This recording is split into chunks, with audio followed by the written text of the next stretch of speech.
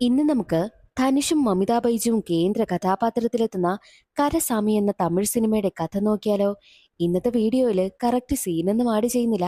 കഥ മാത്രം കേട്ടാൽ മതി എന്നുള്ളവർ വീഡിയോ കാണുക, അല്ലാത്തവർ സ്കിപ്പ് ചെയ്യുക. വീഡിയോ ഇഷ്ടമാവുകയാണെങ്കിൽ ഒന്ന് ലൈക്ക് ചെയ്ത് സപ്പോർട്ട് ചെയ്യാൻ മറക്കരുതേ. കഥ നടക്കുന്നത് 1990 കാലഘട്ടം തമിഴ്നാട്ടിലെ ഒരു ഗ്രാമത്തിലാണ്. അർദ്ധരാത്രി എം.എൽ.എയുടെ വീട്ടിലേക്ക് രണ്ടുപേർ മോഷ്ടിക്കുവാനായി കയറുകയാണ്. അത് മറ്റാരുമല്ല, കഥാനായകനായ കരസാമിയും കരസാമിയുടെ കൂട്ടാളിയായിട്ടുള്ള മുരുകേശനും.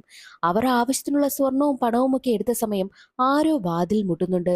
എന്തൊക്കെയോ വശപിശക് തോന്നിയ കരസാമി മുരുകേശനും കൊണ്ട് രക്ഷപ്പെടുവാനായി നോക്കും.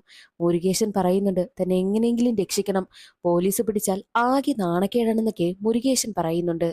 അതുകൊണ്ട് തന്നെ കരസാമി ആദ്യം തന്നെ മുരുകേശനെ മതിൽ ചാടി അപ്പുറത്തേക്ക് കടത്തുന്നു. അത് കഴിഞ്ഞ് കരസാമി രക്ഷപ്പെടാമെന്നാ കരുതിയത്. മുരുകേശൻ സഹായിക്കുമെന്നും കരസാമി കരുതുന്നു. പക്ഷേ മതിൽ ചാടി കടന്ന മുരുകേശൻ തന്റെ ജീവനും കൊണ്ട് അവിടെ നിന്ന് ഓടി രക്ഷപ്പെടുകയാണ് ചെയ്തത്. കരസാമിയാണെങ്കിലോ എല്ലാവരും കൂടി പിടികൂടുകയും ചെയ്തു. അതോടുകൂടി കരസാമിയെ പോലീസ് സ്റ്റേഷനിലേക്ക് കൊണ്ടുവന്നിരിക്കുകയാണ്. അതേസമയം കരസാമിയെ രക്ഷിക്കുവാൻ വേണ്ടിയിട്ട് ഒരു പെൺകുട്ടി വരുന്നു. അതാണ് കഥാനായികയെ സെല്ലി. സെല്ലി കരസാമിയുടെ ഭാര്യയാണ്. സാറേ, അറസ്റ്റ് ചെയ്യരുതേ, എന്റെ ഭർത്താവ് അങ്ങനെയൊന്നും ചെയ്യത്തില്ല, നിങ്ങൾ തുറന്നു പറയേ, നിങ്ങൾ മോഷ്ടിച്ചിട്ടില്ലെന്ന് സെല്ലി പറയുമ്പോഴോ, ഞാൻ മോഷ്ടിച്ചു, എം.എൽ.എയുടെ വീട്ടിൽ കയറി ഞാൻ ഇന്നലെ മോഷണം നടത്തിയെന്നുള്ള കാര്യം കരസാമി സമ്മതിക്കുന്നു. സത്യത്തിൽ കരസാമി മോഷ്ടിക്കുമെന്നുള്ള കാര്യമൊന്നും സെല്ലിക്ക് അറിയത്തില്ലായിരുന്നു. നീ വീട്ടിലേക്ക് പോ, ഞാൻ വന്നോളാമെന്ന് കരസാമി പറയും. അങ്ങനെ സെല്ലി അവിടെ നിന്ന് പോവുകയാണ്. മറ്റൊരു വശത്ത് DSP ആയിട്ടുള്ള ഭരതനെ കാണിക്കുന്നു. ഭരതൻ റിട്ടയർ ആവുവാനായി പോവുകയാണ്. പക്ഷേ ഭരതന്റെ കരിയർ ലിസ്റ്റിൽ ഇതുവരെയായിട്ടും ഒരു കേസ് പോലും ഭരതൻ തെളിയിച്ചിട്ടേയില്ല. അതിന്റെ സങ്കടമായിരുന്നു ഭരതന്. എങ്ങനെയെങ്കിലും നല്ലൊരു കേസ് കിട്ടി റിട്ടയർ ആകുന്നതിന് മുൻപ് ആ ഒരു കേസ് തെളിയിച്ച് ആ ഒരു പേരും പെരുമയോടു കൂടി വേണം റിട്ടയർ ആയി ഇറങ്ങാനെന്നാണ് ഭരതൻ കരുതിയിരിക്കുന്നത്. അതേ സമയത്തായിരുന്നു മറ്റൊരു സ്റ്റേഷൻ പരിധിയിൽ മോഷണ കുറ്റത്തിൽ, അതും എം.എൽ.എയുടെ വീട്ടിൽ മോഷണം നടത്തിയതിന് അടുത്ത ഗ്രാമത്തില് കരസാമി എന്നൊരാളിനെ മോഷണക്കുറ്റത്തിൽ പിടികൂടി. അതും എം.എൽ.എയുടെ വീട്ടിൽ മോഷണം നടത്തിയതിന്റെ പേരിൽ പിടികൂടി എന്നുള്ള കാര്യം ഭരതൻ അറിയുന്നു. ഭരതൻ ഉടനെ തന്നെ ഉയർന്ന ഉദ്യോഗസ്ഥനടുത്തെത്തിയിട്ട് താൻ റിട്ടയർ ആകുവാനായി പോവുകയാണെന്നും തന്റെ കരിയറിൽ ഇതുവരെ നല്ലൊരു കേസ് കിട്ടിയിട്ടില്ല എന്നും അതുകൊണ്ട് തന്നെ ഈ ഒരു എം.എൽ.എയുടെ വീട്ടിൽ മോഷണം നടന്നതിന് കരസാമിയെ പിടികൂടിയത് താനാണെന്നും അങ്ങനെയാണ് താൻ പ്രസ് മീറ്റിൽ റിപ്പോർട്ട് കൊടുക്കാൻ പോകുന്നതെന്നും ഭരതൻ പറയുന്നു. ഭരതന്റെ ആ ഒരു ആവശ്യത്തെ ഉയർന്ന ഉദ്യോഗസ്ഥൻ അംഗീകരിക്കുകയാണ്. അങ്ങനെ ഭരതൻ അടുത്ത സ്റ്റേഷനിലേക്കും വരും, കരസാമിയെ കാണുകയാണ്. അതിനുശേഷം ഭരതൻ പറയുന്നത്, കരസാമി മോഷ്ടിച്ചത് 50 പവനും കുറച്ച് കാശുമാണ്. എന്നാൽ ഭരതൻ ആക്കി തീർക്കുന്നത് 100 പവൻ മോഷ്ടിച്ചുവെന്ന്. എന്നിട്ട് ആ ഒരു രീതിയിൽ പ്രസ് മീറ്റിൽ റിപ്പോർട്ട് കൊടുക്കാമെന്നായിരുന്നു ഭരതൻ കരുതിയിരുന്നത്. എന്നാൽ ഇതെല്ലാം കേട്ടുകൊണ്ടുന്ന കരസാമി, സാറേ, ഇങ്ങനെ ചെയ്യുന്നത് തെറ്റാണ്, താൻ 50 പവൻ മാത്രമേ മോഷ്ടിച്ചിട്ടുള്ളൂ എന്ന് പറയുന്ന സമയത്തും ഭരതനത് കേൾക്കുവാനായി കൂട്ടാക്കുന്നില്ല. കാരണം ഭരതനെ എങ്ങനെയെങ്കിലും നല്ല പേര് നേടിയെടുക്കണം. തന്നെ അതിനു വേണ്ടിയിട്ട് ബലിയാടാക്കുകയാണെന്ന് കരസാമിക്ക് മനസ്സിലായി. ഇവരുടെ കയ്യിൽ പെട്ടുപോയാൽ തന്റെ ജീവിതം ജയിലിൽ തന്നെ ഒടുങ്ങുമെന്ന് മനസ്സിലാക്കിയ കരസാമി അവരെ എല്ലാം തല്ലിയിട്ട് സ്റ്റേഷനിൽ നിന്ന് രക്ഷപ്പെട്ടു പോകുന്നു. അത് കഴിഞ്ഞ് ഒരു 6 മാസത്തിന് ശേഷമാണ് കാണിക്കുന്നത്. കരസാമി ഇപ്പോൾ ഉള്ളത് ആന്ധ്രയിലാണ്. തന്റെ ഭാര്യയെ സെല്ലിക്കൊപ്പം ഒരു ഹോട്ടലിൽ ജോലി ചെയ്യുന്നു. പക്ഷേ എത്ര തന്നെ കഷ്ടപ്പെട്ട് ജോലി ചെയ്തിട്ടും ഹോട്ടൽ ഉടമയാണെങ്കിലോ അവർക്ക് കൊടുക്കുന്ന ശമ്പളം വളരെ തുച്ഛമായിട്ടുള്ള എമൗണ്ട് ആണ്. മാത്രമല്ല ഇത്രയും നാളായിട്ട് അവിടെ ജോലി ചെയ്തിട്ട് പോലും കുറച്ച് കാശ് പോലും അവർക്കൊന്ന് കൂട്ടി കൊടുത്തത് പോലുമില്ല. അതുകൊണ്ട് തന്നെ മുതലാളിയോട് കുറച്ച് കാശും കൂടി ചോദിക്കുമ്പോൾ മുതലാളി അവരെ വഴക്ക് പറയുന്നു. ഇങ്ങനെ ജീവിച്ചാൽ പറ്റില്ല, നമ്മൾ എന്നും ഇതുപോലെ തുച്ഛമായ ശമ്പളത്തിന് അയാളുടെ ഹോട്ടലിൽ ജോലി ചെയ്യേണ്ടി വരും. അതുകൊണ്ട് നമുക്ക് സ്വന്തമായിട്ടൊരു ഹോട്ടൽ ആരംഭിക്കാമെന്നുള്ള കാര്യം സെല്ലിയോട് കരസാമി പറയുന്നു. അതിനു വേണ്ടിയിട്ട് നമ്മുടെ കയ്യിൽ കാശ് എവിടുന്നാന്നും സെല്ലി ചോദിക്കുമ്പോൾ, നമുക്ക് എന്തായാലും ബാങ്കിൽ പോയി ഒന്ന് ലോൺ ചോദിച്ചു നോക്കാമെന്നും കരസാമി പറയുന്നു. അടുത്ത ദിവസം സെല്ലിയും കൂട്ടി കരസാമി നേരെ ബാങ്കിലേക്ക് പോകും. ലോണിനായിട്ടുള്ള കാര്യങ്ങളൊക്കെ തിരക്കുന്ന സമയത്ത് സ്വന്തമായിട്ട് ഭൂമിയോ അങ്ങനെ ഒന്നും തന്നെ ഇല്ലാത്ത കരസാമിക്ക് എങ്ങനെ അവർ ലോൺ കൊടുക്കാനാ? കരസാമി പറയുന്നത്, നാട്ടിൽ തന്റെ അച്ഛന് 3-4 ഏക്കർ വസ്തുവുണ്ട്, അതിന്റെ പ്രമാണം കൊണ്ടുവന്നാൽ ലോൺ കിട്ടുമോ എന്ന് കരസാമി ചോദിക്കുമ്പോഴോ, അങ്ങനെയാണെങ്കിൽ ലോൺ കിട്ടുമെന്നുള്ള കാര്യം ഉദ്യോഗസ്ഥൻ പറയുന്നു. അങ്ങനെ കരസാമി തിരികെ തന്റെ വീട്ടിലേക്ക് എത്തിക്കുകയാണ്. കരസാമിയുടെ വീടിന്റെ അവസ്ഥ വളരെ ശോചനീയ അവസ്ഥയാണ്. കാരണം ചെറ്റക്കുടിലായതുകൊണ്ട് തന്നെ മഴ പെയ്താലും എപ്പോഴും വെള്ളം അകത്തേക്ക് കടന്നുകൊണ്ടേയിരിക്കും. അതുകൊണ്ട് തന്നെ വളരെ ദുരിതം പിടിച്ച ജീവിതമാണ് കരസാമിയുടേത്. തന്നെ വിശ്വസിച്ച് ഒരു പെണ്ണ് തന്റെ കൂടെയുണ്ട്, അവളെ നന്നായിട്ട് നോക്കണമെന്നും കരസാമി ചിന്തിക്കുന്നു. മാത്രവുമല്ല ഇങ്ങനെയുള്ള ചെറ്റക്കുടിൽ കിടന്നാൽ മതിയോ? അതുകൊണ്ട് തന്നെ അടുത്ത ദിവസം കരസാമി തന്റെ ഭാര്യയും കൊണ്ട് നാട്ടിലേക്ക് പോവുകയാണ്. സത്യത്തിൽ കരസാമി ഒരുപാട് വർഷങ്ങൾക്ക് ശേഷമാണ് നാട്ടിലേക്ക് എത്തുന്നത്. ഏകദേശം അവനൊരു 10-16 വയസ്സുള്ള സമയത്ത് അച്ഛനോട് കുറച്ച് കാശ് ചോദിച്ചു. സ്വന്തമായിട്ട് ബിസിനസ് തുടങ്ങണമെന്നായിരുന്നു കരസാമിയുടെ ആഗ്രഹം. എന്നാൽ അച്ഛനാണെങ്കിൽ അവന് കാശ് കൊടുത്തതേയില്ല. പകരം കരസാമി അവന്റെ അച്ഛന്റെ കയ്യിലുണ്ടായിരുന്ന മുഴുവൻ കാശും അടിച്ചുകൊണ്ട് നാടുവിട്ടു പോവുകയാണ് ചെയ്തത്. അന്നു മുതൽ അവൻ അവന്റെ അച്ഛനെയും അമ്മയും കണ്ടിട്ടേയില്ല. എന്നാൽ ഇപ്പോൾ കുറേ വർഷങ്ങൾക്ക് ശേഷമാണ് കരസാമി നാട്ടിലേക്ക് എത്തുന്നത്. ഭാര്യ അടുത്തൊരു ലോഡ്ജിൽ റൂം എടുത്തിരുത്തിയതിനു ശേഷമാണ് അച്ഛനെ കാണുവാൻ വേണ്ടിയിട്ട് കരസാമി പോകുന്നത്. എന്നാൽ പോകുന്ന വഴിയിൽ വെച്ച് കരസാമി തന്റെ മാമനായ കാശിയെ കാണുന്നു. കരസാമി കരുതിയിരുന്നത് ഒരുപാട് വർഷങ്ങൾക്ക് ശേഷമല്ലേ മാമൻ തന്നെ കാണുന്നത്, അപ്പോൾ ഓടി വന്ന് തന്നോട് സ്നേഹത്തോടു കൂടി മിണ്ടുമെന്നാണ് കരസാമി കരുതിയത്. പക്ഷേ മാമൻ അവനിട്ട് രണ്ട് കൊടുക്കുകയാ. നീ എന്ത് ദ്രോഹമാ നിന്റെ അച്ഛനോട് ചെയ്തത്? ഇത്രയും വർഷങ്ങൾക്ക് ശേഷമാണോ നീ ഇങ്ങോട്ട് വരുന്നത്? അച്ഛന്റെ കാശ് മടിച്ചുകൊണ്ട് പോയിട്ട് എന്തായാലും നീ നിന്റെ അച്ഛന്റെ കൺമുന്നിൽ ചെന്ന് പെടണ്ട. അയാൾ നിന്നെ തല്ലുമെന്നുള്ള കാര്യത്തിൽ ഒരു മാറ്റവും നീ ചിന്തിക്കേണ്ട എന്നുള്ള കാര്യവും കാശി പറയുന്നു. അത് കേട്ട് ഇനി അച്ഛന്റെ മുന്നിലേക്ക് എന്തായാലും പോകണ്ട. മാമന്റെ പെരുമാറ്റം ഇങ്ങനെയാണെങ്കിൽ അച്ഛൻ ഇനി എങ്ങനെയായിരിക്കും പെരുമാറുക എന്ന് അവൻ ചിന്തിച്ചു കൂട്ടി. അതിനുശേഷം തിരികെ പോകുവാനായിട്ട് ബസ് കയറുന്ന സമയത്ത് പരിചയമുള്ള ഒരാൾ ബസ്സിൽ നിന്നും ഇറങ്ങി വരുന്നു. ഒരു വയസ്സായ ഒരാൾ. സത്യത്തിൽ അത് കരസാമിയുടെ അച്ഛനായ കന്ദസാമിയായിരുന്നു. കരസാമി അച്ഛനെ കാണുമ്പോൾ ചെറുതായൊന്ന് പേടിക്കും. എന്നാൽ അവൻ പേടിച്ചതുപോലെ ഒന്നുമല്ല നടന്നത്. അച്ഛൻ സ്നേഹത്തോടു കൂടി കരസാമിക്ക് അടുത്തേക്ക് വരുന്നു. ഒരുപാട് വർഷമായില്ലേടാ നിന്നെ കണ്ടിട്ട്. നീ എവിടെയായിരുന്നു? നീ പോയതിൽ പിന്നെ ഒരുപാട് സ്ഥലങ്ങളിൽ ഞാൻ നിന്നെ അന്വേഷിച്ചു. പക്ഷേ നിന്നെ എങ്ങും തന്നെ കണ്ടുകിട്ടിയതേ ഇല്ല എന്നുള്ള കാര്യം അച്ഛൻ പറയുകയാണ്. നിന്റെ അമ്മയെ കാണണ്ടേ നിനക്ക്? ഒരുപാട് വർഷങ്ങളായിട്ട് അവള് നിന്നെയും കാത്തിരിക്കുകയാണെന്ന് പറഞ്ഞ് കന്ദസ്വാമി തന്റെ മകനെ വീട്ടിലേക്ക് കൂട്ടിക്കൊണ്ടു പോകുന്നു. കരസ്വാമിയെ കാണുന്നതും അമ്മയ്ക്ക് ഒരുപാട് സന്തോഷമായി. പക്ഷേ അവർ രണ്ടുപേരും ഇവൻ കാശ് മോഷ്ടിച്ചുകൊണ്ട് നാടുവിട്ടതാണ് എന്നുള്ള കാര്യമൊക്കെ മറന്ന് വളരെ സ്നേഹത്തോടു കൂടിയാണ് സംസാരിക്കുന്നത്. അങ്ങനെ കന്ദസ്വാമിയാണെങ്കിലോ കരസ്വാമിയും കൂട്ടി നേരെ പോകുന്നത് അവരുടെ ഏകദേശം 3-4 ഏക്കർ വസ്തുവില്ലേ അതിലേക്കാണ്. അവിടെ അവർ കൃഷി ഇറക്കുന്നതിന് വേണ്ടിയിട്ട് കുറെ കാര്യങ്ങളൊക്കെ ചെയ്തിട്ടുണ്ട്. അതൊക്കെ കാണിച്ചു കൊടുക്കുന്നു. മാത്രമല്ല ഒരു ട്രാക്ടറും അവിടെ കിടക്കുകയാണ്. ഇപ്പോൾ അവിടെ കൃഷിയൊന്നുമില്ല. കന്ദസ്വാമി കരസ്വാമിയെ ഞെട്ടിക്കുന്ന ഒരു കാര്യം കൂടി പറയുകയാണ്. ഈ വസ്തുവിന്റെ പ്രമാണം പഞ്ചാബ് നാഷണൽ ബാങ്കിൽ ലോണിലിരിക്കുകയാണ്. ലോൺ എടുത്താണ് ഇവിടെ കൃഷി ഇറക്കുവാനായി നോക്കിയത്. പക്ഷേ നടന്നില്ല. അവർ തന്നെയാണ് ഇങ്ങോട്ട് ലോൺ തരാമെന്ന് പറഞ്ഞ് ഞങ്ങളെ കൊണ്ട് പ്രലോഭിപ്പിച്ച് ലോൺ എടുപ്പിച്ചത്. എന്നാൽ ഇപ്പോൾ ആ ഒരു ലോൺ തിരിച്ചടയ്ക്കാനും കഴിയുന്നില്ല. വിചാരിച്ചത്ര കൃഷിയും നടന്നിട്ടില്ല. ഇപ്പോൾ പലിശ അടച്ചടച്ച് ഈ ഗ്രാമത്തിലുള്ള ഗ്രാമവാസികളും ഇവിടുത്തെ കൃഷിക്കാരുമെല്ലാം കഷ്ടപ്പാട് അനുഭവിക്കുകയാണ് എന്നുള്ള കാര്യം കന്ദസ്വാമി പറയുന്നു. അത് കേട്ടതും കരസ്വാമി ഞെട്ടിപ്പോവുകയാണ്. കാരണം അവൻ ആ ഒരു വസ്തുവിന്റെ പ്രമാണത്തിന് വേണ്ടിയിട്ടല്ലേ വന്നു നിൽക്കുന്നത്. പക്ഷേ അത് ബാങ്കിലാണെന്ന് അറിഞ്ഞതോടുകൂടി കരസ്വാമിക്ക് എന്ത് ചെയ്യണമെന്നറിയില്ല. അങ്ങനെ കരസ്വാമിയാണെങ്കിലോ ഈ വസ്തുവിന്റെ കാര്യങ്ങളൊക്കെ കുറച്ചൊന്ന് അന്വേഷിക്കുന്ന സമയത്താണ് ആ ഒരു വസ്തു വിറ്റ് കഴിഞ്ഞാൽ ഏകദേശം 10 ലക്ഷം രൂപ കിട്ടും. ആ 10 ലക്ഷം രൂപയിൽ നിന്നും ബാങ്കിൽ അടയ്ക്കാനുള്ള കാശും അടച്ചു കഴിഞ്ഞാൽ ആ പ്രമാണം പുറത്തെടുക്കുവാനായിട്ടും കഴിയും. ആ ഒരു കാര്യം ചെയ്യാമെന്നും കരസ്വാമി തീരുമാനിക്കുന്നു. അങ്ങനെ കരസ്വാമി നേരെ അച്ഛനടുത്ത് വന്നിട്ട് നമുക്ക് ആ 3-4 ഏക്കർ അങ്ങ് വിൽക്കാം, 10 ലക്ഷം രൂപ കിട്ടും. ബാങ്കിൽ കടമുള്ളതൊക്കെ അടച്ചിട്ട് നമുക്ക് പ്രമാണം പുറത്തിറക്കാം. അപ്പോൾ എനിക്ക് 2 ലക്ഷം രൂപയും കിട്ടുമല്ലോ. എനിക്കും കുറച്ച് അത്യാവശ്യമുണ്ടെന്നുള്ള കാര്യം കരസ്വാമി പറയുന്നു. അത് കേട്ടതും കന്ദസ്വാമി ഞെട്ടിപ്പോകും. കന്ദസ്വാമി പറയുന്നത്, ഓഹോ, അപ്പോൾ നീ ഇതുവരെയായിട്ട് മാറിയില്ലല്ലേ? നീ പണത്തിന് വേണ്ടിയിട്ടാണോ ഇവിടേക്ക് വന്നിരിക്കുന്നത്? ഞാൻ കരുതി ഞങ്ങളോടുള്ള സ്നേഹത്തിലാണെന്ന്. എന്നാൽ നീ ഇതുവരെയും മാറിയിട്ടില്ല. ആ ഒരു വസ്തു വിൽക്കുവാനായിട്ട് ഞാൻ ഒരിക്കലും സമ്മതിക്കത്തില്ല. അച്ഛനപ്പൂപ്പന്മാർ മുതൽ കൃഷി ഇറക്കുന്ന സ്ഥലമാണ്. ഞാൻ മരിച്ചു കഴിഞ്ഞാലും എന്നെ അവിടെ മാത്രമേ അടക്കം ചെയ്യാവൂ. അങ്ങനെയുള്ള വസ്തു വിൽക്കുവാനായിട്ട് ഞാൻ സമ്മതിക്കത്തില്ല എന്നുള്ള കാര്യം കന്ദസ്വാമി പറയുന്നു. അത് കേട്ട് കരസ്വാമിക്ക് വല്ലാതെ ദേഷ്യം വരികയും അച്ഛനെ ഒരുപാട് വഴക്ക് പറയുകയും ചെയ്തു. അതേ സമയത്തായിരുന്നു വീട്ടിലേക്ക് ഒരു നോട്ടീസ് വരുന്നത്. പലിശയും മുതലും ഒന്നും അടയ്ക്കാത്തത് കൊണ്ട് തന്നെ വസ്തു ജപ്തി ചെയ്യും. 1 മാസമാണ് സാവകാശം ബാങ്ക് കൊടുത്തിരിക്കുന്നത്. ആ ഒരു നോട്ടീസ് കാണുന്ന കരസ്വാമി പറയുന്നത്, അപ്പോൾ നിങ്ങൾ വിൽക്കാൻ എന്നെ സമ്മതിക്കത്തില്ല. എന്നാൽ ഇപ്പോൾ നിങ്ങൾക്കുമില്ല എനിക്കുമില്ലാതെ ആ ഒരു വസ്തു മുഴുവൻ ബാങ്കുകാർ കൊണ്ടുപോകാൻ പോവുകയല്ലേ എന്ന് പറഞ്ഞ് അവൻ ഒരുപാട് അച്ഛനെ വഴക്ക് പറയുന്നു. അതിനുശേഷം തന്റെ ഭാര്യയ്ക്കടുത്തേക്ക് തിരികെ പോവുകയാണ്. നടന്ന കാര്യങ്ങളെല്ലാം സെല്ലിയോട് പറയും. എന്നാൽ സെല്ലി പറയുന്നത്, ഇത്രയൊക്കെ പ്രശ്നങ്ങൾ ഉണ്ടായിട്ടും കാശിക്ക് മോഷിച്ചുകൊണ്ടല്ലേ അവൻ നാട് വിട്ടു പോയത്. എന്നിട്ട് പോലും ഇതുവരെയായിട്ടും അച്ഛനും അമ്മയും അവനെ ഒരു വാക്കുകൊണ്ട് പോലും വേദനിപ്പിച്ചില്ലല്ലോ. എന്നിട്ട് അച്ഛനെ വേദനിപ്പിച്ചിട്ടല്ലേ കരസ്വാമി വന്നത്. അതിനവൾ അവനെ ഒരുപാട് ഉപദേശിക്കുന്നു. സെല്ലി പറയുന്നത് കേട്ട് അവൾ പറയുന്നത് ശരിയാണെന്ന് തോന്നി അടുത്ത ദിവസം തന്നെ അച്ഛനെ കാണാൻ പോകാമെന്നും കരസ്വാമി പറയുന്നു. അച്ഛനെ കണ്ട് മാപ്പ് പറയുവാനായിട്ടാണ് കരസ്വാമി തീരുമാനിച്ചിരിക്കുന്നത്. അങ്ങനെ കരസ്വാമി അടുത്ത ദിവസം രാവിലെ തന്നെ സെല്ലിയും കൂട്ടി തന്റെ വീട്ടിലേക്ക് എത്തി. അമ്മയോട് ഇതാണ് താൻ വിവാഹം കഴിച്ച പെൺകുട്ടി എന്ന് പറഞ്ഞ് സെല്ലിയെ പരിചയപ്പെടുത്തി കൊടുക്കുന്നു. അച്ഛൻ എവിടെയെന്ന് ചോദിക്കുമ്പോൾ അച്ഛനകത്ത് ഉറങ്ങുകയാണെന്നും അമ്മ പറയുന്നു. അങ്ങനെ കരസ്വാമി സെല്ലിയും കൂട്ടി അച്ഛനെ കാണുവാനായി ചെല്ലും. അച്ഛനാണെങ്കിൽ ഉറങ്ങുകയാണ്. കരസ്വാമി അടുത്തു ചെന്ന് എത്ര തന്നെ അച്ഛനെ വിളിച്ചിട്ടും അച്ഛൻ എഴുന്നേൽക്കുന്നതേയില്ല. അപ്പോഴാണ് അവനൊരു കാര്യം മനസ്സിലായത്. കരസ്വാമിയുടെ അച്ഛൻ ഉറക്കത്തിൽ മരണപ്പെട്ടു പോയിരിക്കുന്നു. അവൻ ആകെ തകർന്നു പോവുകയാണ്. സ്വന്തമായിട്ടുണ്ടായിരുന്ന വസ്തുവും പോയി, ബാങ്കിൽ ഒരുപാട് ലോണുമുണ്ട്. കൂടെയുള്ള മകൻ പോലും തന്നെ സപ്പോർട്ട് ചെയ്ത് തനിക്കൊപ്പം നിൽക്കുന്നില്ല എന്നൊരു മനസ്സ് വേദനിച്ചാണ് അച്ഛൻ ഹാർട്ട് അറ്റാക്ക് വന്ന് മരണപ്പെട്ടത്.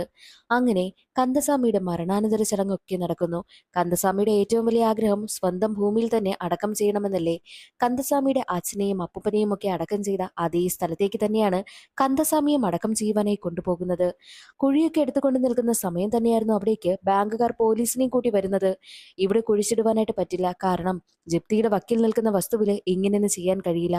കന്ദസ്വാമിയുടെ ഡെഡ് ബോഡി ഇവിടെ തന്നെ അടക്കം ചെയ്യണമെന്നുണ്ടെങ്കിൽ ബാങ്കിൽ നിന്നും കടമെടുത്ത 3-3.5 ലക്ഷം രൂപ തിരിച്ചടയ്ക്ക്.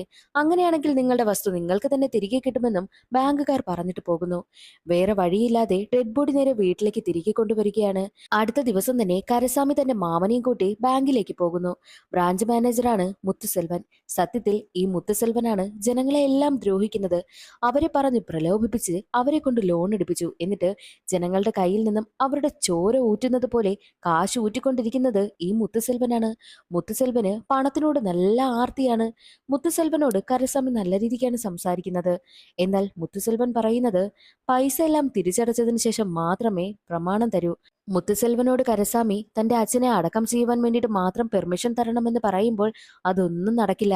3-3.5 ലക്ഷം രൂപ തിരിച്ചടയ്ക്കണം. എങ്കിൽ മാത്രമേ നിങ്ങൾ ഉദ്ദേശിക്കുന്ന കാര്യമൊക്കെ അവിടെ നടക്കൂ എന്ന് തന്നെ മുത്തുസെൽവൻ പറയുന്നു. എന്നിട്ട് കരസ്വാമിയും മാമനെയും ഓരോന്ന് വഴക്ക് പറഞ്ഞ് പുറത്തിറക്കുകയാണ് ചെയ്യുന്നത്. ബാങ്കിന് പുറത്തേക്ക് ഇറങ്ങുന്ന കരസ്വാമി ബാങ്കിനെ തന്നെ രൂക്ഷമായി നോക്കിക്കൊണ്ട് നിൽക്കുകയാ. കരസ്വാമി എന്തൊക്കെയോ പ്ലാൻ ചെയ്യുന്നു. അതേ സമയമായിരുന്നു മുൻപ് കരസ്വാമി ചതിച്ചിട്ട് പോയ കൂട്ടുകാരനിലെ മുരുകേശൻ തിരികെ വരുന്നത്. എന്നിട്ട് കരസ്വാമിയോട് മാപ്പ് പറയുന്നു. ഞാൻ അങ്ങനെ ചെയ്തതിന് എന്നോട് ക്ഷമിക്കണമെന്നൊക്കെ പറയുമ്പോൾ കരസ്വാമി അവനെ ക്ഷമിച്ച് കൂടെ ചേർക്കുകയാണ് ചെയ്യുന്നത്. അതിനുശേഷം കരസ്വാമി തന്റെ പ്ലാൻ എന്താണെന്ന് രണ്ടുപേരോടായി പറയുന്നു. എന്താണ് പ്ലാൻ എന്നാൽ, കരസ്വാമിയുടെ അച്ഛൻ ഇപ്പോൾ മരണപ്പെടുവാനായിട്ട് കാരണം ഈ ഒരു ബാങ്കുകാരല്ലേ. അതുകൊണ്ട് തന്നെ കരസ്വാമിയുടെ അച്ഛൻ മാത്രമല്ല, ഗ്രാമത്തിലുള്ള ഒട്ടുമിക്ക കർഷകരും ഇപ്പോൾ പ്രശ്നം അനുഭവിക്കുന്നത് ഇതേ ബാങ്ക് കാരണമാണ്. അതുകൊണ്ട് ഇതേ ബാങ്കിൽ നിന്ന് തന്നെ നമ്മൾ കാശ് കൊള്ളയടിക്കും. എന്നിട്ട് ആ കാശ് ഈ ബാങ്കിൽ തന്നെ തിരിച്ചടച്ച് പ്രമാണം തിരികെ എടുക്കുന്നു. അതായിരുന്നു കരസ്വാമിയുടെ ഐഡിയ. കാശി ആദ്യം എതിർക്കുമെങ്കിലും പിന്നീട് കാശിയും കൂടെ നിൽക്കുകയാണ്. അങ്ങനെ കാശിയും മുരുകേശനും കരസ്വാമിയും ചേർന്ന് ബാങ്ക് കൊള്ളയടിക്കുവാനായും തീരുമാനിക്കും. അതിനു മുൻപായിട്ട് അച്ഛന്റെ ഡെഡ് ബോഡി നേരെ ഗവൺമെന്റ് ഹോസ്പിറ്റലിലെ മോർച്ചറിയിൽ കൊണ്ടുവയ്ക്കുവാനായും എത്തും. പക്ഷേ അനാഥ ശവമെന്ന് പറഞ്ഞാൽ മാത്രമേ ഡെഡ് ബോഡി അവിടെ സൂക്ഷിക്കൂ. അതുകൊണ്ട് തന്നെ അനാഥ ശവമെന്ന പേരിൽ അച്ഛന്റെ ഡെഡ് ബോഡി ഗവൺമെന്റ് ഹോസ്പിറ്റലിലെ മോർച്ചറിയിൽ സൂക്ഷിക്കുന്നു. അവർ പറഞ്ഞത് 8 ദിവസം മാത്രമേ ഇവിടെ സൂക്ഷിക്കാൻ കഴിയൂ. അതിനു മുൻപ് ആരെങ്കിലും വന്നു കഴിഞ്ഞാൽ ഉറപ്പായിട്ടും ഡെഡ് ബോഡി വിട്ടു നൽകും. 8 ദിവസം കഴിഞ്ഞാരും വന്നില്ല എന്നുണ്ടെങ്കിൽ ഉറപ്പായിട്ടും ഡെഡ് ബോഡി കത്തിച്ചു കളയുമെന്നുള്ള കാര്യം ഹോസ്പിറ്റലുകാർ പറയുന്നു. കരസ്വാമിയുടെ മുന്നിൽ 8 ദിവസം മാത്രമേ ഉള്ളൂ. 8 ദിവസത്തിനകം തന്നെ ബാങ്ക് കൊള്ളയടിച്ച് കാശ് ബാങ്കിലടച്ചിട്ട് പ്രമാണം തിരികെ എടുക്കണമെന്നും കരസ്വാമി പ്ലാൻ ചെയ്യുന്നു. അങ്ങനെ അടുത്ത ദിവസം കരസ്വാമിയും കാശിയും കൂടി നേരെ പോകുന്നത് അടുത്തുള്ള ബ്രാഞ്ചിലേക്കാണ്. അവിടെ ചെന്നിരുന്ന് 10 ലക്ഷം രൂപ ഡെപ്പോസിറ്റ് ചെയ്യുവാനാണ് വന്നതെന്നുള്ള കാര്യമൊക്കെ മാനേജറിനോട് സംസാരിക്കുന്നു. മാനേജറിനോട് അവരൊരു കാര്യം കൂടി ചോദിക്കുന്നുണ്ട്. 10 ലക്ഷം രൂപയൊക്കെ ഡെപ്പോസിറ്റ് ചെയ്യുന്നു, ബാങ്കിൽ അത് സേഫ് ആണെന്ന് ചോദിക്കുമ്പോൾ ആ സേഫ് ആണ്. ഇവിടെ ഒരു ബട്ടൺ ഉണ്ട്. ഈ ബട്ടൺ പ്രസ് ചെയ്ത് കഴിഞ്ഞാൽ പോലീസ് സ്റ്റേഷനിലേക്കാണ് ഇൻഫർമേഷൻ പോവുക എന്നുള്ള കാര്യവും മാനേജർ പറയുന്നു. ബാങ്കിലെ കാര്യങ്ങളെല്ലാം ഏകദേശം മനസ്സിലാക്കി പുറത്തേക്കിറങ്ങിയ അവർ അന്നേ ദിവസം രാത്രി തന്നെ ബാങ്ക് കൊള്ളയടിക്കുവാനായും എത്തുകയാണ്. കാവൽ നിർത്തിയിരിക്കുന്നത് മുരുകേശിനെയും. എങ്ങനെയാണോ സിനിമയുടെ തുടക്കത്തിൽ കരസ്വാമി ഒരു വീട് മോഷ്ടിക്കുവാനായിട്ട് അവിടുത്തെ ലോക്ക് പൊളിച്ചോ, അതേ പാറ്റേണിൽ തന്നെയാണ് ബാങ്കിന്റെ ലോക്കും പൊളിച്ച് അകത്തേക്ക് കടന്നിരിക്കുന്നത്. അവിടുത്തെ ടേബിളൊക്കെ അവർ പരിശോധിക്കും. എന്നിട്ട് ആ ഒരു ബട്ടന്റെ കണക്ഷൻ പോയിരിക്കുന്നില്ലേ, അതും ആദ്യം കട്ട് ചെയ്ത് കളയുന്നു. ടേബിളൊക്കെ പരിശോധിക്കുന്ന സമയത്തോ ടേബിളിലൊന്നും കാശില്ല. അവസാനം കാശെല്ലാം വെച്ചിരിക്കുന്നത് അകത്തുള്ള ഒരു ലോക്കറിലാണെന്നുള്ള കാര്യം അവർ മനസ്സിലാക്കുന്നു. ലോക്കർ പൊളിക്കുവാനായി ശ്രമിക്കുന്നു. എത്ര തന്നെ പൊളിക്കുവാനായി നോക്കിയിട്ടും നടക്കുന്നതേയില്ല. ശബ്ദം പുറത്ത് കടക്കുന്നതല്ലാതെ ആ ലോക്കർ ഒന്ന് തുറന്നു വരുന്നതേയില്ല. അതുകൊണ്ട് തന്നെ ഇങ്ങനെ പോയാൽ ശരിയാകില്ല. പുറത്ത് ശബ്ദമൊക്കെ കേട്ട് കഴിഞ്ഞാൽ ആളുകൾ എല്ലാവരും ഉണർന്നു വരും. അതിനു മുൻപായിട്ട് ഇവിടെ നിന്ന് കടക്കണമെന്നും അവർ പ്ലാൻ ചെയ്യുന്നു. എന്തായാലും രാത്രി കൊള്ളയടിക്കാൻ കഴിയില്ല, അതുകൊണ്ട് തന്നെ പകല് ബാങ്ക് വർക്കിംഗ് ആയിരിക്കുന്ന സമയത്ത് കൊള്ളയടിക്കണമെന്നും അവർ പ്ലാൻ ചെയ്യുന്നു. അതിനായിട്ട് ആദ്യം പോകുന്നത് അടുത്ത ആയുധങ്ങളൊക്കെ കൊടുക്കുന്ന ഒരാളിന്റെ അടുത്തേക്കാണ്. അവിടെ നിന്നും 2 തോക്കും പിന്നെ നാടൻ ബോംബുമൊക്കെ വാങ്ങിക്കൊണ്ടാണ് അവർ വരുന്നത്. പകല് ബാങ്ക് വർക്ക് ചെയ്യുന്ന അതേ സമയം തന്നെയായിരുന്നു അകത്തേക്ക് കടക്കുവാനായി പ്ലാൻ ഇടുന്നത്. പക്ഷേ അവർ സമയം ഫിക്സ് ചെയ്യും. എന്തെന്നാൽ ആ ഗ്രാമത്തില് ഏകദേശം 1990s കാലഘട്ടത്തില് ഗ്രാമത്തിലെ ഒരു കടയിൽ മാത്രമേ TV ഉള്ളൂ. ഒരു സമയമാകുമ്പോൾ ഗ്രാമവാസികൾ എല്ലാവരും TV കാണുവാനായിട്ട് ആ കടയിലെത്തും. ആ സമയം നോക്കി കൊള്ളയടിക്കുവാനായിട്ടാണ് കരസ്വാമി പ്ലാൻ ഇട്ടിരിക്കുന്നത്. അങ്ങനെ അതേ സമയമായി നൈസിന് വേഷമൊക്കെ മാറി മുഖമൊക്കെ മറച്ചിട്ട് കരസ്വാമിയും കൂട്ടരും അകത്തേക്ക് കടക്കുന്നു. എന്നിട്ട് തോക്ക് ചൂണ്ടി എല്ലാവരെയും ഭീഷണിപ്പെടുത്തുകയാണ്.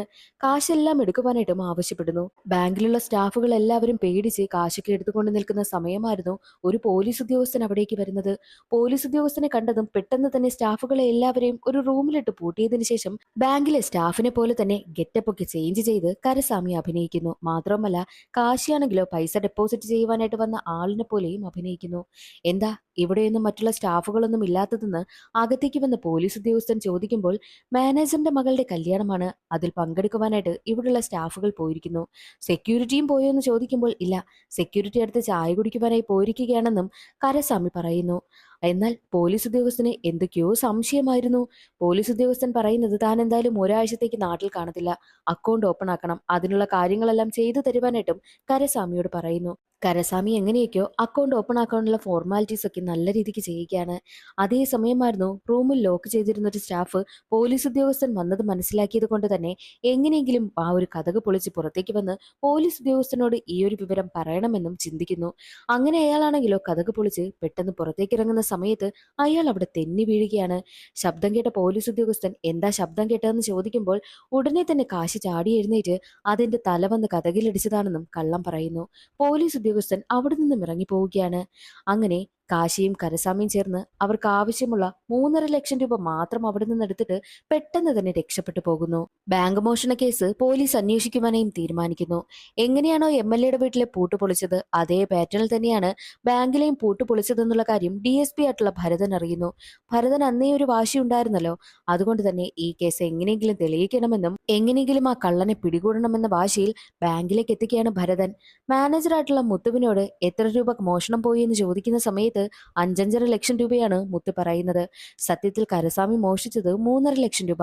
ബാക്കി കാശ് മുത്തുവാണ് മുക്കിയത്. മുത്തുവിന് കാശിനോട് നല്ല ആർത്തിയുണ്ട്. ബാങ്കിൽ ഇത്രയും കാശുണ്ടായിട്ടും 5.5 ലക്ഷം രൂപ മാത്രമാണ് എടുത്തിട്ടുള്ളതെന്നുണ്ടെങ്കിൽ ആ ഒരു മോഷ്ടാവിന് കാശിന് എന്തോ അത്യാവശ്യമാണെന്നുള്ള കാര്യം ഭരതൻ പറയുന്നു. കാണാതെ പോയ നോട്ടിന്റെ എല്ലാം സീരിയൽ നമ്പർ എല്ലാം എഴുതി വാങ്ങിക്കുകയാണ് ഭരതൻ. എന്നാൽ മറ്റൊരു വശത്ത് എങ്ങനെയെങ്കിലും ആ ഒരു കാശെല്ലാം തിരിച്ചടച്ച് പ്രമാണം പുറത്തിറക്കുവാൻ വേണ്ടിയിട്ട് എത്തിയിരിക്കുകയാണ് കാശിയും പിന്നെ കരസ്വാമിയും. അങ്ങനെ കാശെല്ലാം കൊടുക്കുന്ന സമയത്ത് അവരാണെങ്കിൽ കാശിന്റെ സീരിയൽ നമ്പർ ചെക്ക് ചെയ്യുന്നു. അവിടെയാണ് കഥയിലൊരു ട്വിസ്റ്റ്. കരസ്വാമി കൊണ്ടുവന്നിരിക്കുന്നത് പഴയ നോട്ടാണ്. കാണാതെ പോയ നോട്ടിന്റെ സീരിയൽ നമ്പറുമായിട്ട് ഇപ്പോൾ കൊണ്ടുവന്ന കരസ്വാമിയുടെ നോട്ടിന് ഒരു മാച്ചുമില്ല. ഇതെങ്ങനെയാണ് സംഭവിച്ചതെന്നാൽ അന്ന് കാശ് അടിച്ചു മാറ്റിയപ്പോൾ തന്നെ കരസ്വാമിക്ക് അറിയാമായിരുന്നു കാശിന്റെ സീരിയൽ നമ്പർ വെച്ച് പോലീസ് അവരെ പൊക്കുമെന്ന്. അതുകൊണ്ട് തന്നെ അന്നേ ദിവസം രാത്രി തന്നെ അടുത്തുണ്ടായിരുന്ന വലിയൊരു ടെക്സ്റ്റൈൽസിന്റെ പൂട്ട് പൊളിച്ച് അകത്തേക്ക് കടന്ന കരസ്വാമി ഈ കാശ് അവിടെ വെച്ചിട്ട് അവിടെ ഉണ്ടായിരുന്ന കാശെല്ലാം അടിച്ചുകൊണ്ട് പോവുകയാണ് ചെയ്തത്. എന്നിട്ടാണ് ബാങ്കിൽ പണമടയ്ക്കുവാനായി വന്നിരിക്കുന്നത്. ആ ഒരു ടെക്സ്റ്റൈൽസിൽ ആരോ പൂട്ടുപൊളിച്ച് അകത്ത് കടന്നു എന്നുള്ള കാര്യം DSP ഭരതൻ അറിയുന്നു. ഭരതൻ അവിടേക്ക് എത്തുകയാണ്. പൂട്ടുപൊളിച്ച രീതി കണ്ടിട്ട് ഇതും ബാങ്ക് റോബറി നടത്തിയ ആളും പിന്നെ MLA യുടെ വീട്ടിൽ മോഷണം നടത്തിയ ആളിന്റെ അതേ പാറ്റേണിൽ തന്നെയാണ് ചെയ്തിരിക്കുന്നത്. അപ്പോൾ ഇതിനെല്ലാം പിന്നിൽ ഒരാൾ തന്നെയാണെന്ന സംശയവും ഭരതനുണ്ടാകുന്നു. എന്നാൽ പണമടയ്ക്കുവാനായി എത്തിയിരിക്കുന്ന കാശിയും കരസ്വാമിയും അവിടെ വെച്ചാണ് മറ്റൊരു കാര്യം കൂടി അറിയുന്നത്. പലിശയായിട്ട് ഏകദേശം 1.5 ലക്ഷം രൂപ കൂടിയുണ്ട്. ആ 1.5 ലക്ഷം രൂപ കൂടി അടച്ചാൽ മാത്രമേ പ്രമാണം വിട്ടുതരൂ എന്ന് ബാങ്കിലെ സ്റ്റാഫുകൾ പറയുന്നു. അത് കേട്ട് ആകെ തകർന്നു പോവുകയാണ് കാശിയും കരസ്വാമിയും. കാശിക്ക് വല്ലാതെ ദേഷ്യം വരികയും സ്റ്റാഫുകളോട് പ്രശ്നമുണ്ടാക്കുകയും ചെയ്തു. അതേ സമയത്തായിരുന്നു ബാങ്ക് റോബറിയെ കുറിച്ച് കൂടുതൽ അന്വേഷിക്കുന്നതിന് വേണ്ടിയിട്ട് DSP ഭരതൻ അവിടേക്ക് എത്തുന്നത്. ഭരതനെ കണ്ടതും കാശി പറയുന്നത് ഇപ്പോൾ എന്തായാലും ഒരു കാര്യം ചോദിക്കണ്ട, എത്രയും വേഗം ഇവിടെ നിന്ന് നമുക്ക് രക്ഷപ്പെടണമെന്ന് പറഞ്ഞ് കാശിയും കൂട്ടി അവൻ അവിടെ നിന്ന് പോകുവാനായും ഇറങ്ങും. ഇനിയും 1.5 ലക്ഷം രൂപ കൂടി വേണമല്ലോ, അതുകൊണ്ട് തന്നെ ഇപ്പോൾ എങ്ങനെയാണോ ബാങ്ക് കൊള്ളയടിച്ചത് അതേ പാറ്റേണിൽ തന്നെ മറ്റൊരു ബ്രാഞ്ചിൽ നിന്നും കാശ് കൊള്ളയടിക്കണമെന്നും കരസ്വാമി തീരുമാനിക്കുന്നു. അതേസമയം ബാങ്കിലേക്ക് എത്തിയ ഭരതൻ നേരെ എത്തുന്നത് മുത്തുവിനടുത്തേക്കാണ്. കാശിന് അത്യാവശ്യമുള്ള ആരോ ആണ് കൊള്ള നടത്തിയിരിക്കുന്നത്. അതുകൊണ്ട് തന്നെ നിങ്ങളുടെ ബാങ്കിൽ നിന്നും ലോൺ എടുത്തിട്ടുള്ള ആളുകൾ തിരിച്ചടയ്ക്കാത്തവർ അങ്ങനെയുള്ളവരുടെ പേരും അഡ്രസ്സും അടങ്ങിയ ലിസ്റ്റ് തരുവാനായിട്ടും ഭരതൻ ആവശ്യപ്പെടുന്നു. അങ്ങനെ മുത്തു അവരുടെയൊക്കെ ലിസ്റ്റ് എടുത്ത് കൊടുക്കുകയാണ്. മറ്റൊരു വശത്ത് കരസ്വാമിയെ കാണിക്കുന്നു. കരസ്വാമിയാണെങ്കിലോ ഓരോ ബ്രാഞ്ചിലും പോയിട്ട് അവിടെയുള്ള കാര്യങ്ങളൊക്കെ അന്വേഷിക്കുകയാണ്. എല്ലാ ബാങ്കിൽ നിന്നും പോലീസ് സ്റ്റേഷനിലേക്ക് അലർട്ട് കൊടുക്കുവാനായിട്ടൊരു സ്വിച്ച് ഉണ്ടല്ലോ, അത് പോയി ചെക്ക് ചെയ്ത് നോക്കുകയാണ് കരസ്വാമി. അങ്ങനെ ഒരു ബാങ്കിൽ മാത്രം ആ ഒരു സ്വിച്ച് വർക്ക് ആവുന്നില്ല എന്നുള്ള കാര്യം കരസ്വാമിക്ക് മനസ്സിലായി. ആ ഒരു ബാങ്ക് കൊള്ളയടിക്കുവാനായിട്ടും കരസ്വാമി തീരുമാനിക്കുന്നു. അന്നേ ദിവസം തന്നെയായിരുന്നു കരസ്വാമിയുടെ വീട്ടിലേക്ക് മുത്തു എത്തുന്നത്. മുത്തു പറയുന്നത്, നീയാണ് ബാങ്ക് കൊള്ളയടിച്ചതെന്നുള്ള കാര്യം എനിക്ക് നന്നായിട്ട് അറിയാം. അറിയാവുന്നത് കൊണ്ട് തന്നെയാണ് DSP ഭരതൻ വന്ന് ബാങ്കിൽ നിന്നും ലോൺ എടുത്തവരുടെ ഡീറ്റെയിൽസ് ചോദിച്ചപ്പോൾ ഞാൻ നിന്റെ പേര് മാത്രം കൊടുക്കാതിരുന്നത്. എനിക്ക് നിന്നെ കൊണ്ട് കുറച്ച് ആവശ്യമുണ്ടെന്നുള്ള കാര്യവും മുത്തു പറയുന്നു. മുത്തുവിന്റെ ആവശ്യമെന്തെന്നാൽ കരസ്വാമിയെ കൊണ്ട് അവരുടെ പല ബ്രാഞ്ചുകളും കൊള്ളയടിക്കണം. എന്നിട്ട് ആ ഒരു കിട്ടുന്ന കാശ് പകുതി പകുതിയായിട്ട് ഷെയർ ചെയ്യണം. അതായിരുന്നു മുത്തുവിന്റെ ആവശ്യവും. നിനക്ക് വേണ്ട എല്ലാ സഹായവും ഞാൻ ചെയ്തു തരാമെന്ന് പറഞ്ഞിട്ട് മുത്തു തന്റെ നമ്പരും കൊടുത്തിട്ടാണ് അവിടെ നിന്ന് പോകുന്നത്. നാളെ എന്നെ വിളിക്കണമെന്ന് പറഞ്ഞിട്ടാണ് മുത്തു അവിടെ നിന്ന് പോകുന്നത്. നമ്മൾ അയാൾക്ക് വേണ്ടിയിട്ടല്ല വർക്ക് ചെയ്യേണ്ടത്, നമ്മുടെ ആവശ്യത്തിന് വേണ്ടിയിട്ടാണെന്നും കരസ്വാമി തീരുമാനിക്കും. അങ്ങനെ അടുത്ത ദിവസം കരസ്വാമിയും കാശിയും പിന്നെ മുരുകേശനും കൂടി പഞ്ചാബ് നാഷണൽ ബാങ്കിന്റെ അവർ കണ്ടെത്തിയ മറ്റൊരു ബ്രാഞ്ചിലേക്ക് എത്തുകയാണ്. പക്ഷേ അവിടെ കൊള്ളയടിക്കാൻ വരുന്നവരെ പിടികൂടുന്നതിന് വേണ്ടിയിട്ട് ഭരതനാണെങ്കിലോ മഫ്തിയിൽ പോലീസിനെ നിയമിച്ചിരിക്കുകയാണ്. സ്റ്റാഫായിട്ട് ഇരിക്കുന്നതെല്ലാം പോലീസ് ഉദ്യോഗസ്ഥരാണ്. ഇതൊന്നും അറിയാതെ കരസ്വാമി തന്റെ കൂട്ടാളിയായ മുരുകേശിനെ അകത്തേക്ക് പറഞ്ഞുവിടുന്നു. അവിടെ നടക്കുന്ന കാര്യങ്ങളെല്ലാം നോക്കുന്നതിന് വേണ്ടിയിട്ടാണ് അവനെ പറഞ്ഞുവിട്ടിരിക്കുന്നത്. എന്നാൽ അകത്തേക്കെത്തിയ മുരുകേശിന് അവിടെ ഇരിക്കുന്ന സ്റ്റാഫുകളെല്ലാം കണ്ടിട്ട് അത് പോലീസുകാരാണോ എന്ന് സംശയം ഉണ്ടാകുന്നു. മുരുകേശനാണെങ്കിലോ ആർക്കും സംശയം തോന്നാത്ത വിധം ക്യാഷ് ഡെപ്പോസിറ്റ് ചെയ്യുവാനായിട്ടുള്ള ഫോം വാങ്ങാൻ വന്നതാണെന്ന് പറഞ്ഞ് ഫോമും വാങ്ങിക്കൊണ്ട് അവിടെ നിന്ന് പോകുന്നു.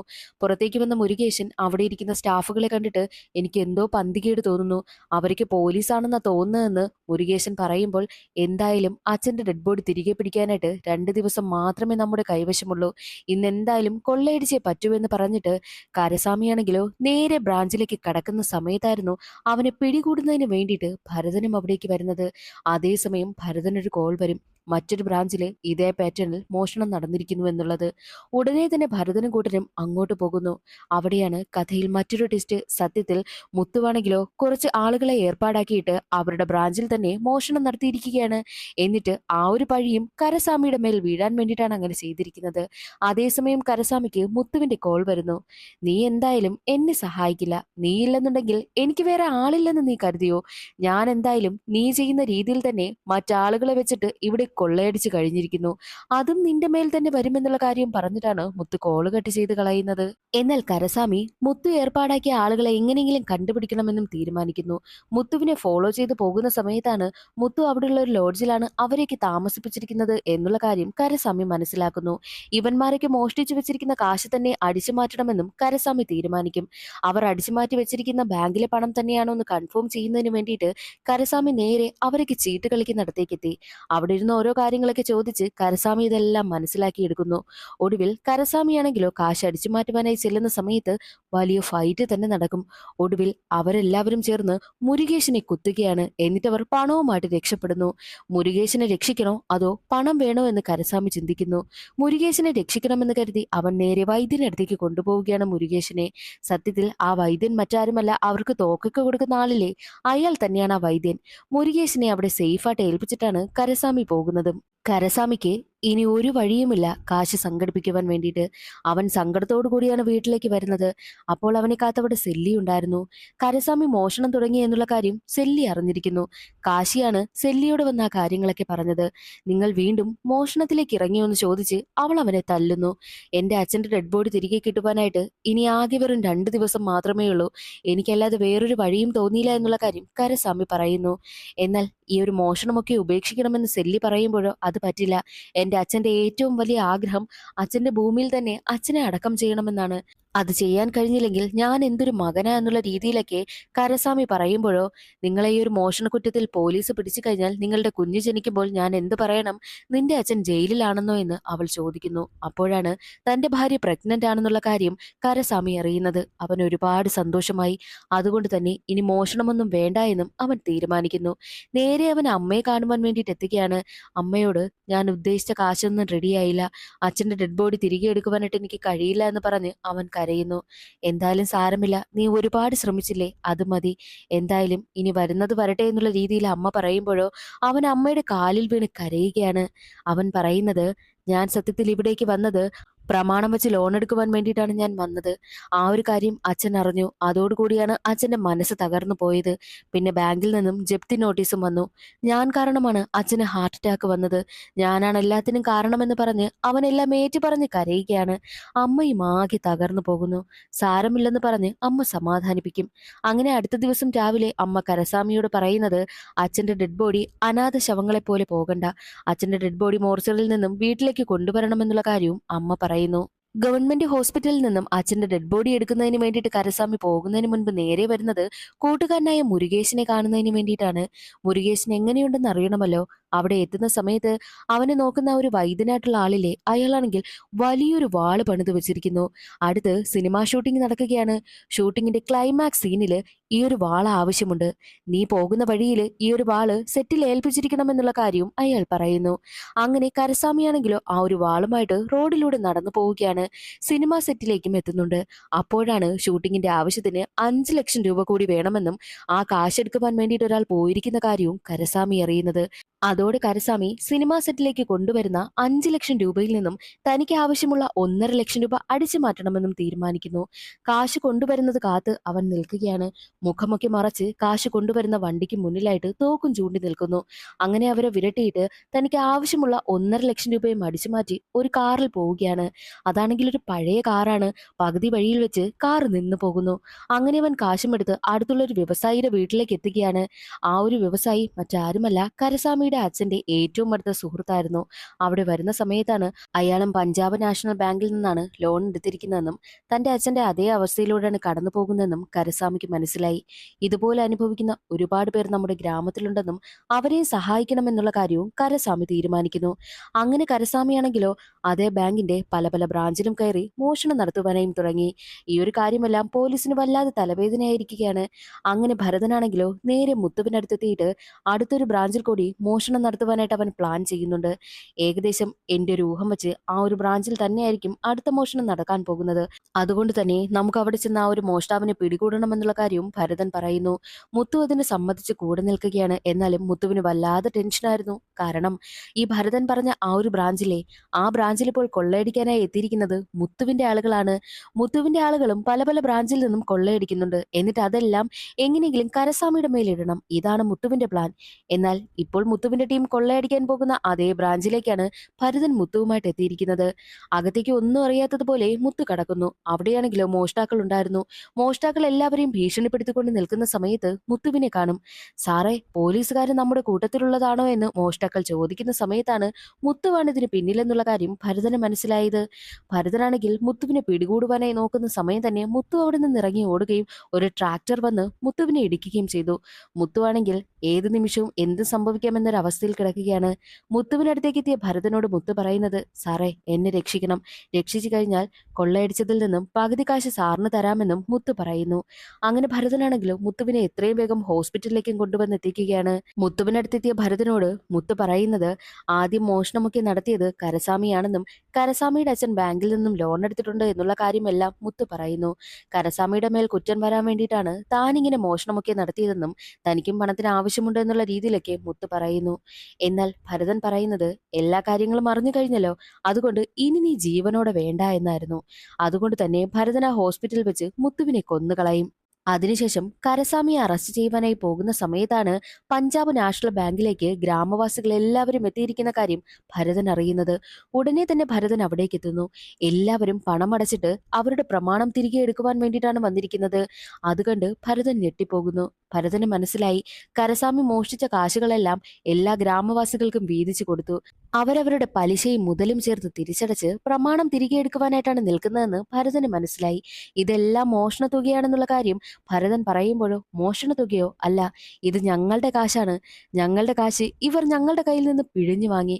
അത് ഞങ്ങൾ തിരിച്ചടച്ച് ഞങ്ങളുടെ പ്രമാണം എടുക്കുവാൻ പോവുകയാണെന്നും ഗ്രാമവാസികൾ പറയുന്നു. ഭരതന്റെ കയ്യിൽ ഒന്നിനും ഒരു തെളിവുമില്ല. അതുകൊണ്ട് ഭരതൻ ഒന്നും ചെയ്യാനും കഴിയത്തില്ല. അതേസമയം കരസ്വാമി കാശൊക്കെ അടച്ചിട്ട് പ്രമാണവും തിരികെ വാങ്ങിയിരിക്കുകയാണ്. അച്ഛന്റെ മരണാനന്തര ചടങ്ങുകളൊക്കെ നല്ല രീതിക്ക് നടത്തുന്നു. അവിടേക്ക് എത്തിക്കുകയാണ് ഭരതൻ. നീയല്ലേ മോഷണം നടത്തിയത്, എല്ലാ കാര്യങ്ങളും മുത്തു തുറന്നു പറഞ്ഞു എന്നുള്ള രീതിയിൽ കരസ്വാമിക്ക് അടുത്തേക്ക് എത്തുന്ന സമയത്ത് കരസ്വാമിയാണെങ്കിലോ ഗണ്ണെടുത്ത് തന്റെ തലയിൽ വെക്കുന്നു. എന്നിട്ട് പറയുന്നത്, ഞാൻ എന്ത് മോഷ്ടിച്ചുവെന്നാ, ജനങ്ങളുടെ കയ്യിൽ നിന്നും അവർ പിഴിഞ്ഞു വാങ്ങിയ കാശ് ഞാൻ അവർക്ക് തിരികെ കൊടുത്തു. നീ ജനങ്ങൾക്ക് നല്ലതാണ് ചെയ്തതെന്നൊക്കെ പറഞ്ഞാലും നിയമത്തിന് മുന്നിൽ നീ കുറ്റവാളിയാണെന്ന് തന്നെയാണ് ഭരതൻ പറയുന്നത്. എന്നാൽ കരസ്വാമി വളരെ ഇമോഷണലായിട്ട് ഓരോ കാര്യങ്ങളും പറയുന്നു. അത് കേട്ട് അവന്റെ ഭാഗത്ത് ശരിയുണ്ടെന്നുള്ള കാര്യം ഭരതന് മനസ്സിലാകും. എന്നാൽ ഭരതൻ പറയുന്നത്, ഞാനിപ്പോൾ നിന്നെ അറസ്റ്റ് ചെയ്ത് കഴിഞ്ഞാൽ നീ ഏകദേശം ഒരു 7-8 വർഷം ജയിലിൽ കിടക്കും. അതിനുശേഷം നീ പുറത്തിറങ്ങും. നീ പുറത്തിറങ്ങിയാൽ ജനങ്ങളെ നീ സഹായിച്ചുവെന്ന പേരിൽ ജനങ്ങൾക്ക് മുന്നിൽ നീ ഒരു ഹീറോ ആവുകയാണ് ചെയ്യുന്നത്. അത് വേണ്ട, എന്റെ കഥയിൽ ഞാൻ ഹീറോ ആയാൽ മതിയെന്ന് പറഞ്ഞിട്ട് ഭരതനാണെങ്കിലോ ഈ ഒരു കേസ് മുഴുവൻ മുത്തുവിന്റെ തലയിൽ കെട്ടിവെക്കുകയാണ്. എന്നിട്ട് കരസ്വാമിയോട് പറയുന്നുണ്ട്, ഇനി മേലാൽ മോഷണമൊന്നും ചെയ്യരുത്, മര്യാദയ്ക്ക് ജീവിക്കണമെന്ന്. അഥവാ നീ ഇങ്ങനെ വല്ലതും ചെയ്യുകയാണെന്നുണ്ടെങ്കിൽ നിനക്ക് നല്ലത് കിട്ടുമെന്നുള്ള രീതിയിലാണ് ഭരതൻ പറയുന്നത്. ഇനി എന്തായാലും താൻ മോഷണമൊന്നും നടത്തുന്നില്ല, എങ്ങോട്ടും പോകുന്നതുമില്ല. ഇത് തന്റെ നാടാണ്, തന്റെ മണ്ണാണ്, അവിടെ തന്നെ താൻ ജീവിക്കാൻ പോവുകയാണെന്നും കരസ്വാമി പറയുന്നു. എന്നിട്ട് കരസ്വാമി തന്റെ അച്ഛന്റെ ട്രാക്ടറും എടുത്ത് തന്റെ നിലത്തിലേക്ക് ഇറങ്ങുന്നതും കാണിച്ചുകൊണ്ടാണ് സിനിമയുടെ കഥ അവിടെ അവസാനിക്കുന്നത്. ഇന്നത്തെ വീഡിയോ എല്ലാവർക്കും ഇഷ്ടമായി എന്ന് കരുതുന്നു. ഇഷ്ടമായാൽ ഒന്ന് സപ്പോർട്ട് ചെയ്യാൻ മറക്കരുതേ. അടുത്തൊരു വീഡിയോയിൽ കാണാം. അതുവരെ എല്ലാവർക്കും ബൈ.